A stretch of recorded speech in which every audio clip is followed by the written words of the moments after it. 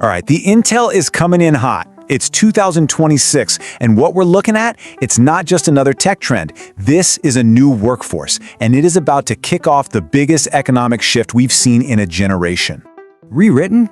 Alex, come on. The rules haven't just been rewritten, they've been thrown out the window. And look, this isn't some think tank prediction for 2050. This is happening right now, inside the biggest companies on the planet. We're talking about a fundamental change in who, or maybe I should say what, is doing the work. And this right here, this quote from an AI lead at a huge US tech firm, it just nails the feeling on the ground. It's the core conflict of this whole briefing, isn't it? A revolution that is both an incredible opportunity and a terrifying threat, all rolled into one. Exciting and terrifying. The big question is, which side of that coin are you gonna land on? Okay, so to really get what's about to happen, you have to understand the core tech here. And let's be clear, we are not talking about the chatbot you asked for a pasta recipe. This is something else entirely. We're talking about agentic AI. That's the key word right there. Doers. These AIs don't just chat. They don't just give you suggestions. They take action.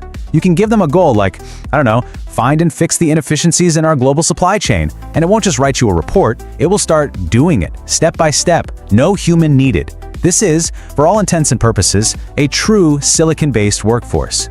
And that new workforce, well, it's cracking open the single biggest economic opportunity since the internet itself. So welcome to what we're calling the do-it-for-me economy, an era where incredibly complex professional services get automated, personalized, and scaled out by these AI agents. Look, don't just take it from me. Listen to Jensen Huang, the CEO of NVIDIA, right? The guy whose company is literally building the engines for this revolution. He says the progress here is going to be spectacular and surprising. And notice the timeline. He's talking about the next year or two. This isn't some far-off future. This is happening so fast it's catching almost everyone completely flat-footed. So what does that actually look like in the real world? Well, think about it this way. We're moving from AI as a helpful assistant, a co-pilot, to AI as a proactive system that's actually in the driver's seat. It's not just summarizing a report for a financial analyst anymore. No, it's performing the analysis itself, and then it's executing trades based on what it finds. And what's just wild when you look at this is the sheer scope of it all. Just in finance alone, we're talking about hyper-personalized services on a scale that was, well, it was basically impossible before. Think about it. Adaptive financial advice, custom-built loans, insurance policies tailored just for you, all of it generated and managed by agents for millions of people at the exact same time. And this really says it all. This is the end game. The kind of bespoke, high-touch financial service that used to be only for the super rich, having your own private banker, that's about to be available to literally everyone, right on their phone. That is a multi-trillion-dollar opportunity right there. Okay, an opportunity for some, Alex, for sure. But for millions of other people, it's a direct hit. While you're talking about the upside, all the data I'm seeing is screaming about the downside. We're looking at what I'm calling the great white-collar contraction. And this isn't a transition. For a whole class of jobs, this is an extinction-level event. Let's just start with a number, 12 million. And that's not a guess. This comes from a deep dive analysis by McKinsey. 12 million. That's how many workers in the US might be forced to find completely new lines of work by 2030. And where are the biggest losses? Exactly where these agents thrive. Office support, finance, administration, even entry-level legal work.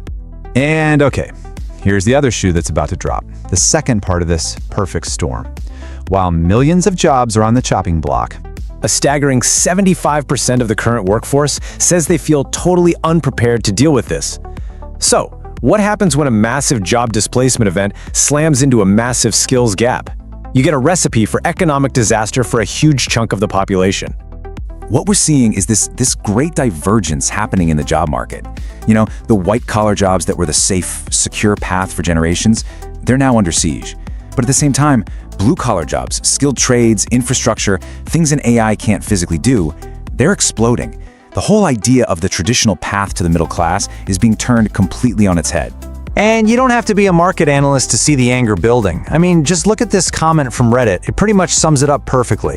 There's this growing feeling out there that this isn't really about progress for humanity. It's about big corporations grabbing more power and basically forcing everyone to pay a subscription fee to keep their own jobs.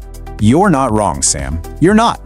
The disruption is real, and the risks are absolutely massive. But we can't just stick our heads in the sand. The only way to get through this is to adapt.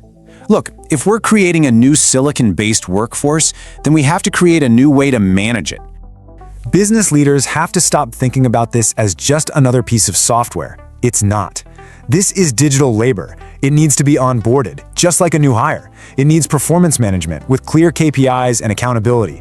It needs its own financial oversight, FinOps, to keep costs from spiraling. And yeah, it needs lifecycle management, from deployment to redeployment and even retirement. You have to actively manage these agents. And let's not forget the nuts and bolts here, Alex. This silicon workforce doesn't just appear out of thin air. As companies try to go from small-scale experiments to running their whole business on this stuff, they are hitting an infrastructure wall, a brick wall. The compute costs are just astronomical, and it's forcing them to build these massive, purpose-built AI data centers. The price tag on that, it's breathtaking. Okay, so all of this brings the whole briefing down to one final critical point. This isn't some abstract thing happening to the economy. This is personal. The shockwaves are coming for every single person with a white-collar job. So we have to talk about your next move. And you need to ask yourself this question. Be really honest about it. Is the core of your job just a series of repeatable tasks you do in front of a computer? Because if the answer is yes, you are standing directly in the path of this storm. You know, Sam Altman, the CEO of OpenAI, he called this way back in 2021.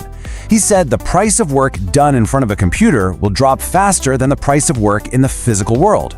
Well, that's not a prediction anymore. It's an economic reality.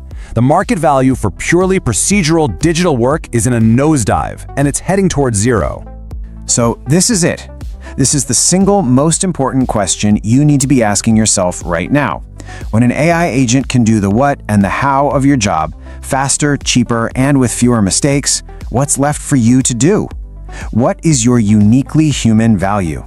Your creativity, your strategic thinking, your empathy, your ability to lead. These aren't soft skills anymore. They're your last line of defense. That's the briefing. Thanks for watching. Don't forget to like, subscribe, and share. It really helps the channel grow. See you in the next video.